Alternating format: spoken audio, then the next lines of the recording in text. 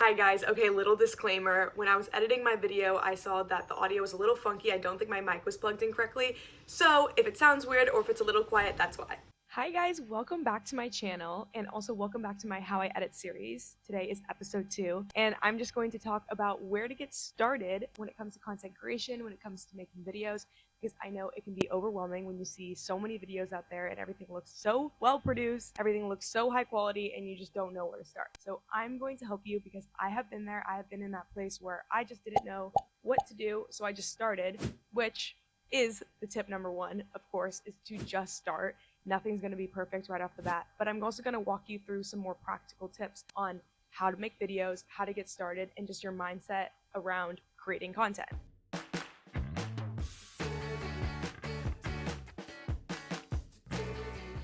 I want this video to feel very conversational, just like I'm talking to you over coffee, and you might want to write down some notes on this one just because I will be firing a lot of tips at you because there's a lot when it comes to content creation and just all the things that I've learned over the few years that I've done it. So the first thing that I want to talk about is just your mindset when it comes to content creation. It's very hard to want to perfect every video, or you want it to look like some of these videos that people are making who have been doing it for 10, 20 years. That's just not realistic.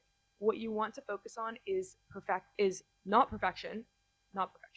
You want to focus on consistency over perfection. So posting a reel every single day, that consistency is going to take you farther than trying to make your video perfect, because spoiler, it won't be perfect when you're first trying. And so as hard as you try, it just will make you frustrated. It's something that you need to do over time. It's like with anything, with practice, you'll get better.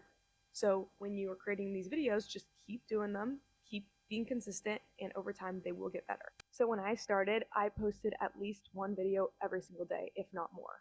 I think there was days where I posted 2 to 3. I was just seeing what worked. You get this content and you have an idea, just make it and post it. And that's why I always suggest starting a new account that is different from your personal account, because I can get that it's embarrassing to post these reels that you're testing out to people who maybe didn't ask to see the videos, or, it's like family members or old friends. I can understand that sometimes that can be hard, and that's why you want to perfect every video. So what I did is I created a new account, and if my friends wanted to follow it or people in my life wanted to follow it, they could, but they weren't forced to see it. So I felt more comfortable posting as much as I wanted to, trying out new things, because really, if they didn't want to follow it, they didn't have to. It's not like it was my personal account. And also, some of my videos that were just ones I would throw out there because I just wanted to test it out, or I thought it was a cool video, I didn't put too much effort in it, were some of the ones that blew up. So just throw things at the wall, see what sticks, see what you like to create too. Because a big part of it is, if you're trying to make this into a side hustle or something that you do a lot, or even a full-time career, you're going to have to create a lot of videos. So you want to see, what style do I like that resonates with you and resonates with your lifestyle. You can't be creating this content that's really unrealistic for you to make, because then you cannot be consistent. So that brings me to my next point, is finding a niche. At first, I kind of just posted a lot of different things, and I actually don't discourage that because it really helps you figure out what type of content do you like to post. But what I will say is, whatever you choose needs to be something that fits very naturally into your regular lifestyle. I chose running and fitness because that's something that I would do regardless of if I was creating content. If you really like doing makeup, for example, then maybe you can do content on makeup, but don't do something, for example, I probably wouldn't do a page on doing hair because I just don't do my hair that much. Do something that you naturally do anyways, because then creating content will come a lot more naturally. So I would go to the gym where I would run every single day, so that is what I would film, because every day I would do that, so that means every day that I would have content. Another thing that having a niche really helps with, especially when it becomes something that you do more full-time, is that it really helps you have that work-life balance and that separation. My niche is editing and writing. You can have a couple niches, that's totally fine. I only post about those 2 things for the most part, and it lets me turn off for the rest of the day, or when I'm going out with my friends, or I'm doing other things that are not running related or editing related. I don't have to talk about that. I don't have to post about that, because it can get really, really overwhelming when you're constantly filming, and then you just feel like your whole life is filming. What can I get content for? What would this video be when you're in a setting? Could this be a video? I mean, if it works for you, it works for you. For me, that's too much because then I'm just constantly thinking about it all the time and then it just becomes overwhelming. Picking a niche really helps you just be like, that is all I film. You know, you have a life outside of it. So that can be the same thing with content. So you want to make sure that when you're starting out, you're also thinking about it as being a full-time job, which brings me to my next tip. Treat it like your full-time job if you want it to be your full-time job. I know a lot of people don't, which is totally fine. I thought that it would be cool down the road to be able to post on social media, share my thoughts, be my own boss, do all that full time. You have to treat it that way. And I understand that it is very hard to have a 9 to 5 and also pursue a side hustle and try and grow it, because I did that. It was a lot of very early mornings. It was a lot of discipline. I woke up at 5, and for me, and like as I was saying, you want to have it be something that's integrated into your life so that it's easy to film. So I would wake up at 5 and I would do all my workouts and film it. So I'd have to wake up a little extra early just to make sure I could do my filming. If I would film, I'd get ready for my workout, all that, make sure I had the time. And then I would always be home by the time I had to start getting ready for work. You just have to carve out the time for it, but treat it like it's a full-time job. Show up, be your authentic self, present yourself well, and treat it like it's your full-time job. Work hard at it, make your editing better, try things, and over time, it may become your full-time job. Also, people will start to see the passion and the effort that you're putting into your content, and that goes a really long ways. When you see someone post a video and it just shows that they put a lot of effort into the editing or a lot of effort into the filming and the storytelling, that's really cool. And that brings people to want to support your page. Okay, let's talk filming. But before you film, you need to decide what type of video that you want to make. So for me, there is 3 main videos that I will make. First is a music-based one, so pretty much whatever clips I do will go to the vibe of the music. And the second is a voiceover, so I will have all my clips and then I will put a voiceover on top of that. Third option is talking to the camera, where as I'm doing right now, I'm speaking directly to you. It's very conversational, it's casual, and we're connecting that way. And then, of course, there's hybrids, where it's a little bit of a mix of both. I'm talking at the beginning of the video, and then it goes into music. Or it's a voiceover, and then it just goes to music. Deciding which one of those that you're going to make your video on is super important. I would say in the beginning, just choose one. You can go for a hybrid down the road a little bit when you're trying to get a little more fancy, but just choose one because it'll really help you figure out what type of shots you need to film. So for example, if I'm choosing an only music-based one, then first, I decide what is the vibe of the music that I'm going to choose. You don't have to pick the exact song. If you have one, great, but are you going for a more EDM style fast beat? Or are you going for something nostalgic and movie-esque? Or are you going for country, some summer fun beach vibe?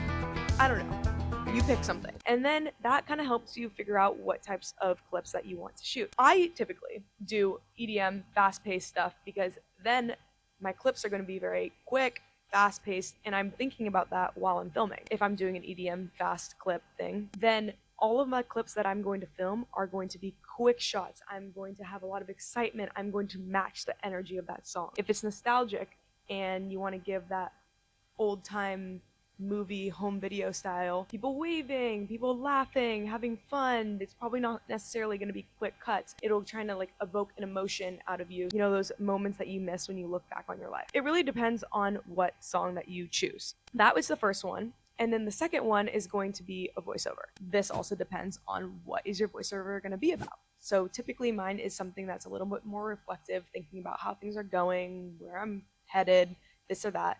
So with a reflective video, you want clips to kind of support your message, but not necessarily be something, you're not going to explain the video exactly. Because if you're explaining what you're doing in the video, that is so redundant and everyone's going to get so bored. If I'm stretching and I'm saying, hey, so I'm stretching, I can see I'm stretching. What I'll do is if I'm reflecting on a run, for example, or how my training block has been going, the clips that I'm going to get are just going to be background for that voiceover, but they need to be about running. So it's me stretching, it's me running, it's me getting ready for my run, and then the voiceover is talking about relating to that run. You can throw in little clips if I'm talking about a quick flashback, like, and then when I ran the Boston Marathon, maybe I'll throw in a quick little Boston clip, and I just feel like I can't get enough sleep, video of me, you know, tossing and turning. I don't know if I have that in my camera roll. But those are the clips that you're going to try and get, more of those B-roll style clips to support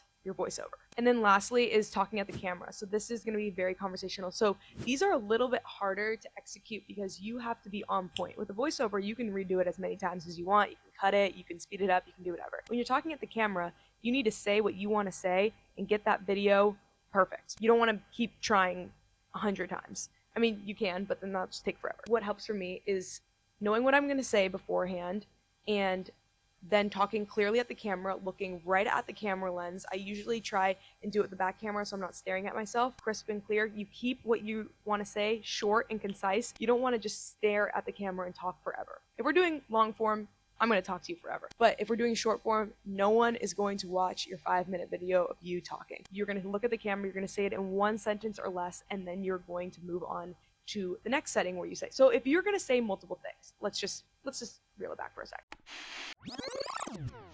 You have 3 sentences that you want to say. You want to say that you're going for a run and you've been loving the weather. And 2, you've been fueling properly, whatever. You'll talk at the camera and it'll be in one setting. And the second sentence will be in a different setting, talking about it. You're not going to say all 3 sentences staring at the camera in one go. People are going to get bored. They're going to have scrolled by now. So you need to change the angles as you're talking at the camera. And this goes for pretty much all short form content. Is angles are so important that you don't want to be in the same angle all the time. You want to be up, you want to be down, you want to come close to the camera, you want to be far from the camera. You need to set up your camera in many different shots. And yes, it's hard work, but you have to keep people's attention, and that is how you're going to keep people's attention. You want to switch frames. You're moving around. You're doing a squat, you should have 3 different videos of that squat. So something that I always ask myself before I create my video is, what is the intention of this video? Is it to educate?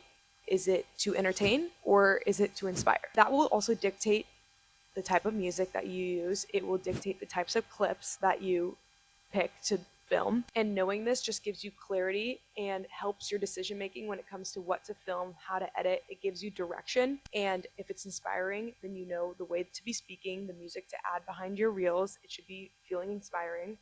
And if it's entertaining, it should be something fast, upbeat, keeping people's attention, making people leave being like, wow, that was really entertaining to watch. Okay, now I'm going to talk about filler content, or transition shots, if you will. So this is all the little things that happen in between the main events of your shots. There's so many things that you do within your day-to-day that are small things that you don't normally think to film because it's not the main event. For example, if I'm getting dressed and then I am making coffee, those are the 2 things that I'm doing. All the things that happen in between, like me walking through my door or me opening a drawer, those are all transition things that are important to kind of glue together your main events. Instead of just going from changing to stretching, it's like, what happens in between those things? Maybe you walk into a new room. Any of these small transition clips should be pretty unnoticeable to the person watching, but it really seamlessly makes your video come together. It's transitioning from one event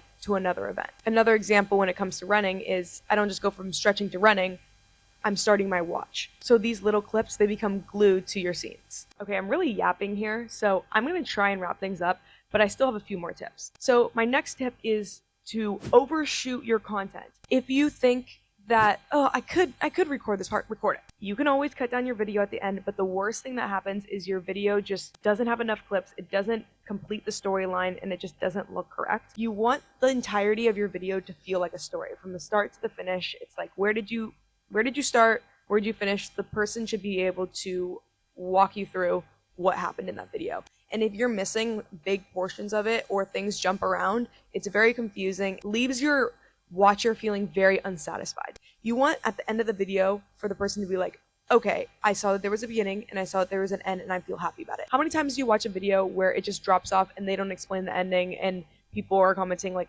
normalize telling us what happened? Okay, and to finish this video off, I'm going to give you guys some very quick practical tips, 1-sentence tips to help your content creation. Number 1, start with what you have. Just use your iPhone, a tripod. No need to invest into a camera until a little bit later. Number 2, move the camera, not just yourself.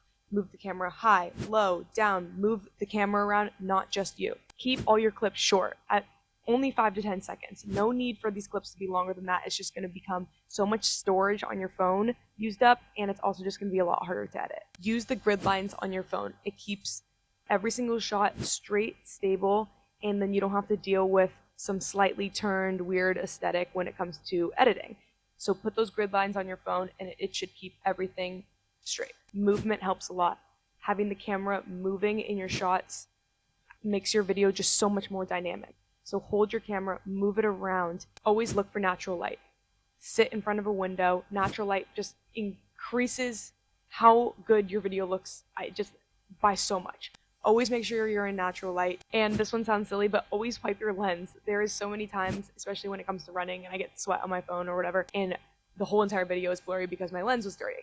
Wipe your lens. I do it every single time before I film something now. It's out of habit, but wipe your lens on your iPhone. And that is all for today. Sorry, I just threw a million tips at you guys, but I hope that it was helpful. And let me know what you'd like to see next, or if there's anything specific that you want to learn when it comes to editing, when it comes to filming, when it comes to the whole process of content creation, how to monetize, anything like that. I'm here to help, and I will see you guys next time. Love you. Bye.